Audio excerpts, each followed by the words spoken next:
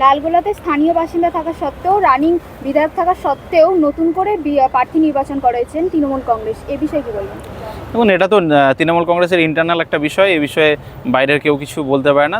যে কোনো রাজনৈতিক দলের একটাই উদ্দেশ্য ক্ষমতায় টিকে থাকা, সেটা যে গোল করবে আর কি, যে করতে পারবে এই কাজটা, যাকে যে কোনো দল যাকে বিশ্বাস করতে পারবে এবং সে যদি দলকে বোঝাতে পারে যে আমি এই জায়গাটা জিততে পারবো, আমার এরকম ক্যাপাসিটি আছে, তাকেই দাঁড় করাবে। সেটা যে কোনো ব্যক্তি হতে পারে, যে কোনো দলের হতে পারে।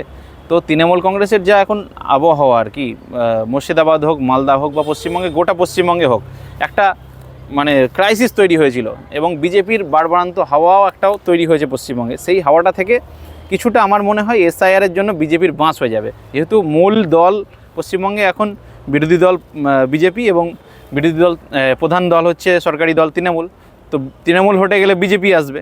তো বিজেপির হাওয়া এসআইআরে কিছুটা হলেও হিন্দুদের ওপর যে অত্যাচার করেছে বিজেপি, হিন্দু হিন্দু হিন্দু করে হিন্দুদের পেছনে বাঁশ দিয়ে দিয়েছে, মতুয়াদের পেছনে বাঁশ দিয়ে দিয়েছে, নমশূদ্রদের দিয়ে দিয়েছে, আদিবাসীদের দিয়ে দিয়েছে, আর সংখ্যালঘুদের তো চিরশত্রু তো দিয়েই দিয়েছে। তো হিন্দু মুসলমান সবাই সাফার করছে। একটা আগুন লেগে গেলে যেমন সবার বাড়িতে লেগে যায়, তো বিজেপি যে সবার শত্রু সেই জিনিসটা প্রকাশ হয়ে গেছে। এই জন্য তৃণমূল কংগ্রেসের এখানে আমার মনে হয় উপকার হবে, কারণ বিকল্প শক্তি হিসেবে সংখ্যালঘু বা অন্যান্য মানুষ এখনও পর্যন্ত যেসব অন্যান্য দল আছে, ছোট বড় যেসব দল আছে, সিপিএম থাকুক, কংগ্রেস থাকুক, আইএসএফ থাকুক, হুমায়ুন কবিরের দল থাকুক, যে কোনো দল, তারা কিন্তু ভোটের যে জোট, সেই জোটটা কিন্তু টিকছে না কোনোভাবে। মানুষের যে ভরসার যে জায়গাটা, সেটা এখনও তারা এই আয়ত্তে আনতে পারেনি। ওই জন্য তৃণমূল কংগ্রেস এখনও পর্যন্ত বিজেপির যে বিকল্প হিসেবে এইটা কাজ করবে, ভোটে ফ্যাক্টর হিসেবে কাজ করবে বলে আমার মনে হয়।